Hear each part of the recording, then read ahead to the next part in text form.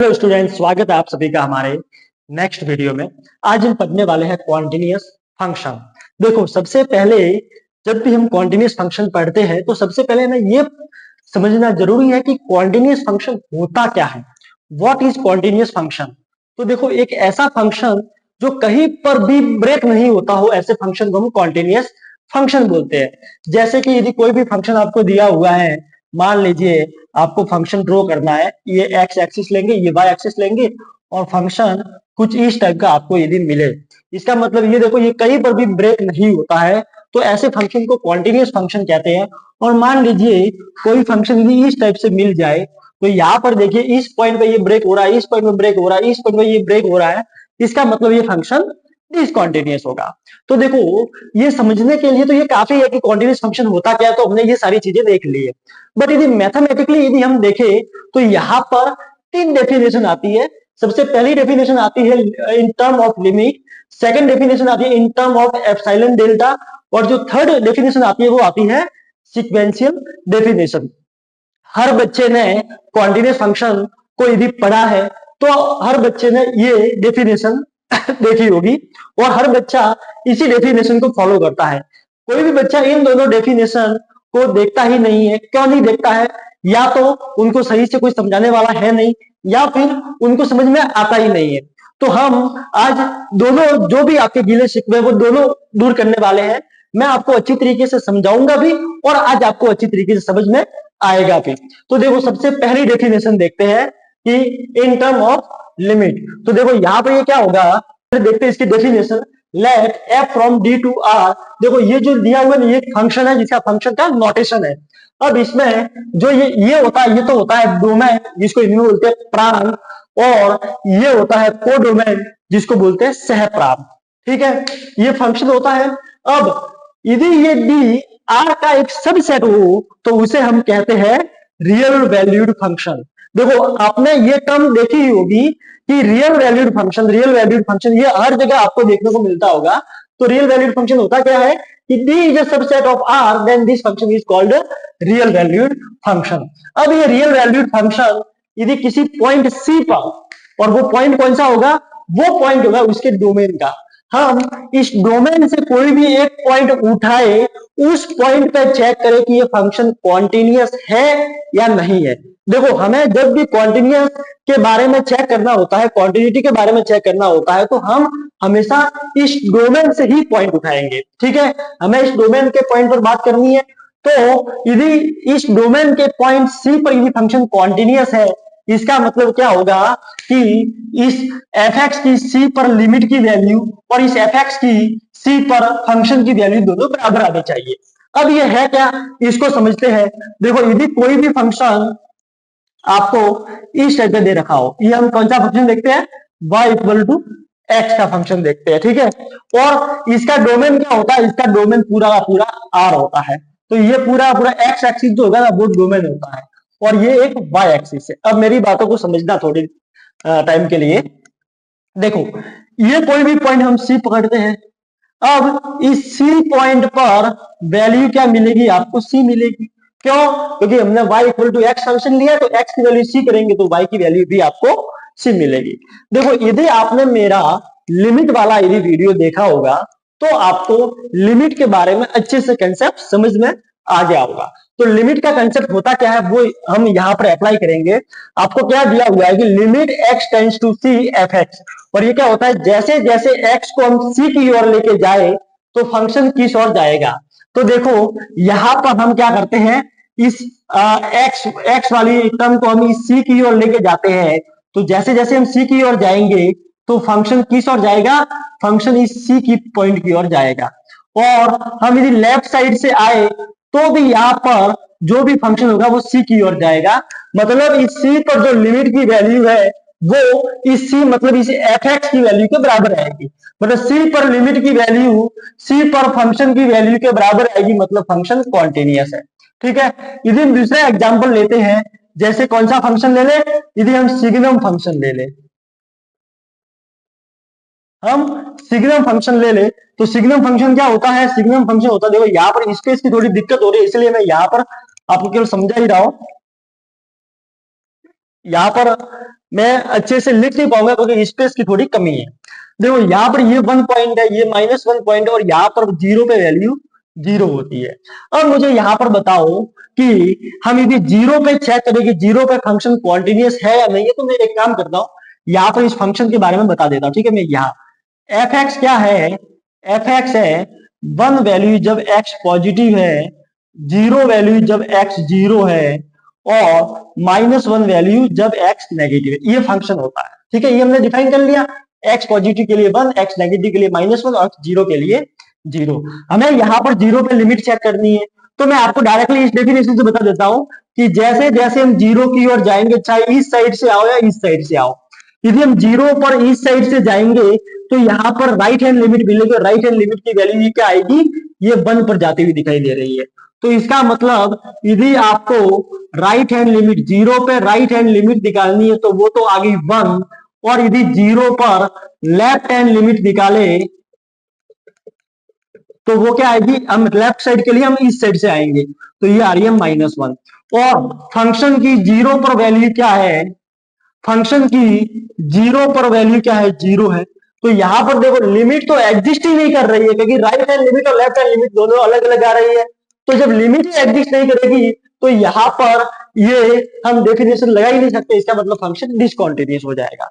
तो डिसकंटीन्यूअस के बारे में हम सारी चीजें देखेंगे, हम इसी फॉर्मूले को वहां पर यूज करेंगे और जो अलग अलग टाइप्स की डिसकंटिन्यूटी आती है वो सारी की सारी हम चेक करेंगे।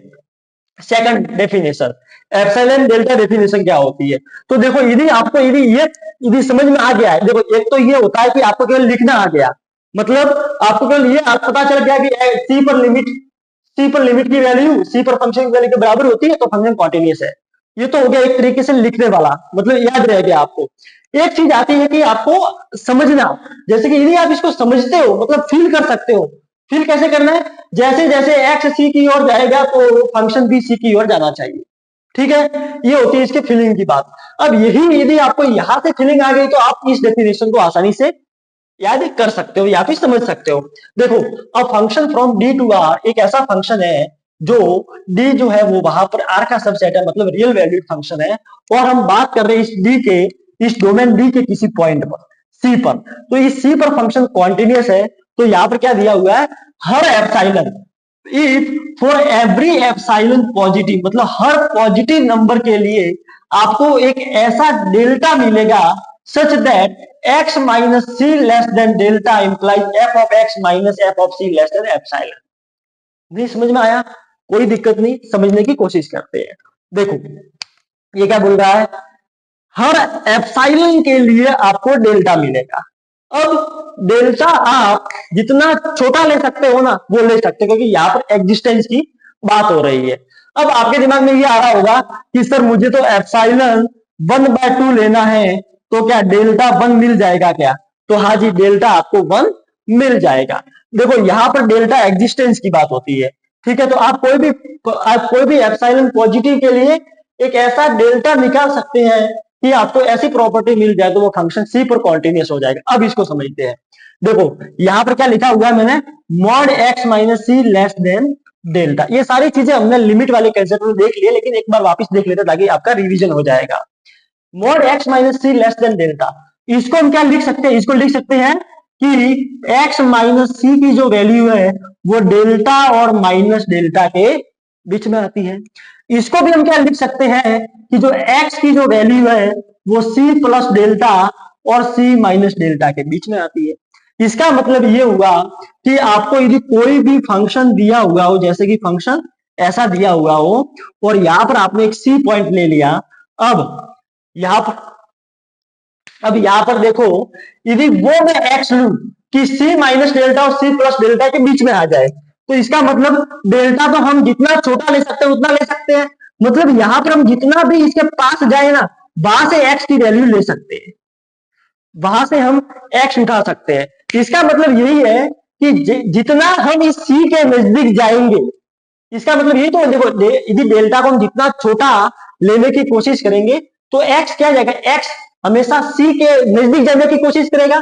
तो आप इस x को c के नजदीक में लीजिए। ठीक है, जितना ले सकते हो पास उस सी के पास में लीजिए, तो ये जो प्रॉपर्टी कहती है कि जब आप ऐसा करते हो तो जो एफ एक्स होता है ना, देखो एक्स माइनस सी मॉड लेस देन डेल्टा है, मतलब एक्स जो होगा वो सी माइनस सी के नेबरहुड में जाएगा। यदि ऐसा है तो हम क्या करेंगे, एफ एक्स जो होगा वो एफ सी के नेबरहुड में जाएगा। देखो सी पर वैल्यू फंक्शन की आ रही है F of C.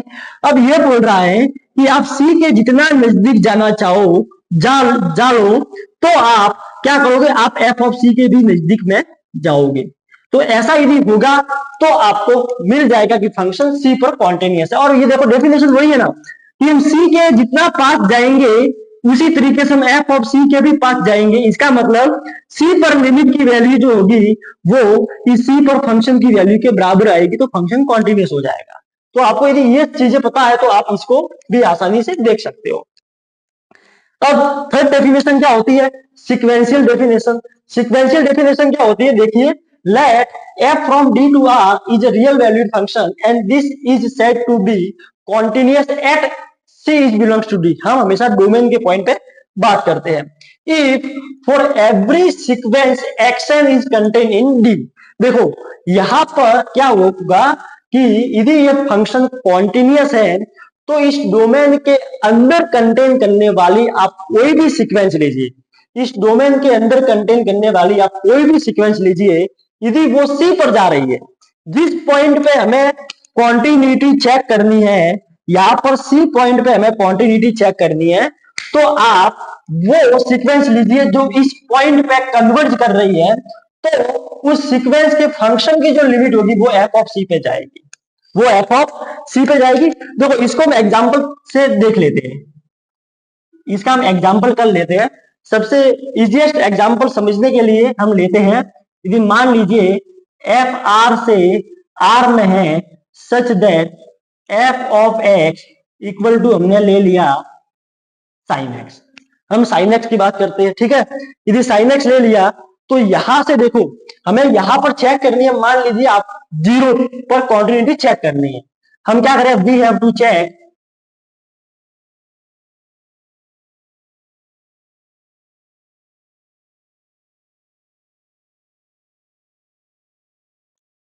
Continuity at x equal to zero. हम जीरो पॉइंट पे कॉन्टिन्यूटी चेक करना चाहते हैं।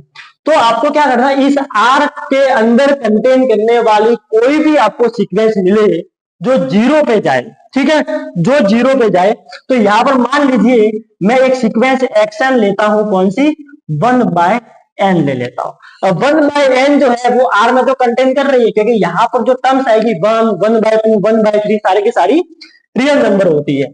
क्या ये इस जीरो पे कन्वर्ज करेगी, हाँ वो जीरो पे कन्वर्ज कर जाएगी। तो यदि ये जीरो पे कन्वर्ज करती है, इसका मतलब क्या होगा कि जो भी आप f ऑफ 1/n लोगे, देखो f ऑफ xn मतलब इस सीक्वेंस पर फंक्शन की वैल्यू, तो यहां पर xn क्या है, 1/n है, तो f ऑफ f 1/n हो गया, तो ये हो जाएगा साइन 1/n। अब यहां पर आपको इसकी लिमिट निकालनी है, लिमिट निकालोगे n टेंस टू इंफिनिटी पे, क्योंकि यहां पर तो आपने सीक्वेंस ले लिए, यहां से है ना, यहां से आप ये n आएगा, ये करेक्शन कर लेना, ठीक है, ये हो गया। तो यहां पर भी हम इसकी यदि लिमिट निकाले तो लिमिट देखो n टेंस टू इंफिनिटी पे ये होगा 1/इंफिनिटी, ये हो जाएगा साइन जीरो, ये हो जाएगा जीरो। और यहां पर देखो ये जीरो जो लिमिट आ रही है ये क्या है, एफ ऑफ सी, मतलब ये एफ ऑफ जीरो ही है। एफ क्या है, एफ जो है साइन एक्स, तो एफ जीरो मतलब साइन जीरो, तो यहाँ पर फंक्शन जीरो पर कॉन्टिन्यूअस है। इस तरीके से आप चेक कर सकते हो। तो यहाँ पर आज हमने क्या क्या चीजें देखी है, कॉन्टिन्यूअस फंक्शन की 3 डेफिनेशन देखी है। सबसे पहले तो लिमिट वाली है, फिर दूसरी एप्सिलॉन डेल्टा वाली है। एप्सिलॉन डेल्टा और लिमिट वाली दोनों एक ही, यदि आपको फीलिंग आते आगे इसमें तो आप इसको अच्छे तरीके से समझ सकते हो। फिर थर्ड है सीक्वेंशियल डेफिनेशन। सीक्वेंशियल डेफिनेशन क्या होती है कि डोमेन में कंटेन करने वाली कोई भी सीक्वेंस जो उस पॉइंट पे कन्वर्ज करती है, जिस पॉइंट पे हमें कॉन्टिन्यूटी चेक करनी है, तो क्या होगा उस फंक्शन तो क्या होगा कि एफ एक्सन की जो लिमिट होगी वो एफ सी के बराबर आनी चाहिए। तो आई थिंक मुझे लगता है कि आपको सारी चीजें क्लियर हो गई होगी। बाकी जो नेक्स्ट वीडियो आएगा वो हम टाइप ऑफ डिसकंटिन्यूटी देखेंगे और डिसकंटिन्यूअस फंक्शन होता क्या वो देखेंगे, और हम इसी डेफिनेशन का यूज करेंगे। इसको हम ब्रेक करेंगे, ब्रेक करने के बाद बहुत ही आसान तरीके से समझेंगे कि डिसकंटिन्यूटी क्या होती है। तो बहुत बहुत धन्यवाद सभी का। मिलते हैं हम नेक्स्ट वीडियो में, और यदि आपको ये कंटेंट पसंद आया तो मेरे चैनल को सब्सक्राइब कीजिए और इस वीडियो को लाइक कीजिए।